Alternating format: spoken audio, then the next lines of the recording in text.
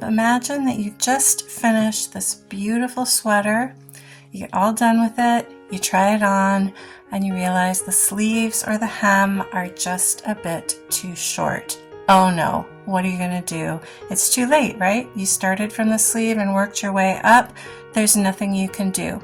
Not true. There is a fix, and I'm going to show it to you right now. There's an easy way to add an almost imperceptible extra few rows, or however many rows you want, on the end of a ribbed edging. Now, some people will try to do it with the Kitchener stitch, and you certainly can do that, but I find the Kitchener stitch really complicated, especially if you're using a ribbed fabric. So that's not what I would go with. This is what I would do. So let's look at how to pick up stitches right along the cast-on edge of the rib and add some space to the outside of that. Where is the beginning of my yarn? There it is.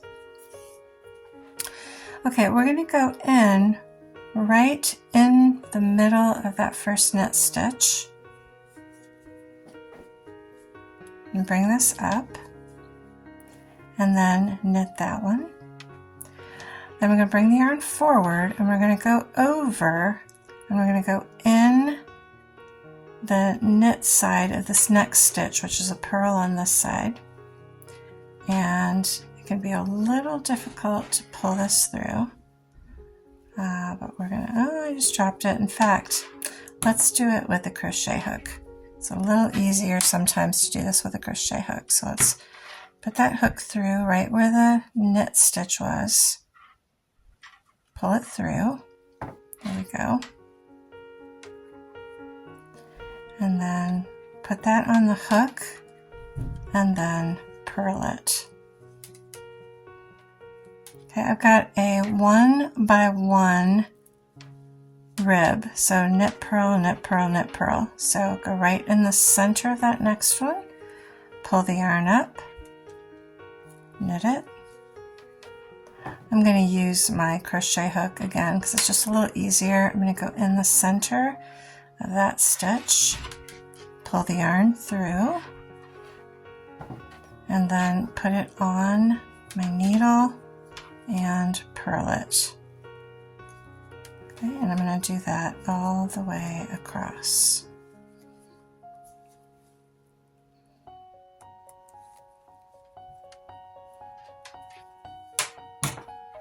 Pull the yarn forward, go in through the back, pull up a loop, put that on my hook, whoops, and then purl it. There, now I've gone all the way across, and I have picked up and knitted all the knits, and I picked up and knitted all the purls. Now I'm going to turn it around, and now I'm just going to work across like I normally would. I've got to start with a purl. I want to purl all the purl stitches and knit all the knit stitches.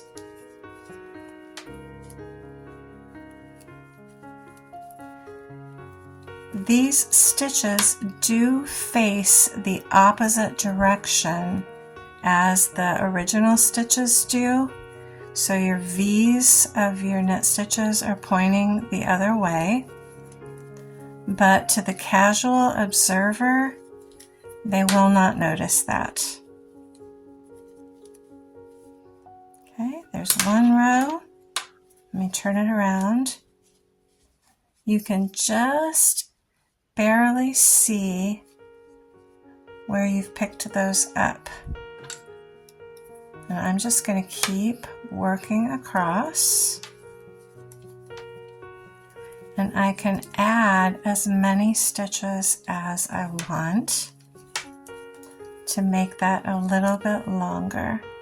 Again, this is not as perfect as a Kitchener stitch would be. You could knit another 1 by 1 rib piece and then Kitchener it in. That is, I find that very challenging. So, but if you do it this way, You'll see they face the opposite direction, but it's really not that perceptible. And you can stretch it a little bit, stretch it out. And when it's on the garment, it really doesn't look very bad at all. It gives you a nice addition. You can go as far as you want with that. Now, if you're uncomfortable with the little bit of a bump that you can see when you're using the same color, you can add an alternate color. This is the way that looks, and it really does obscure the bump that you get because you're going over the cast-on edge, and it just looks so nice and so smooth, and the ribbing just fits so perfectly.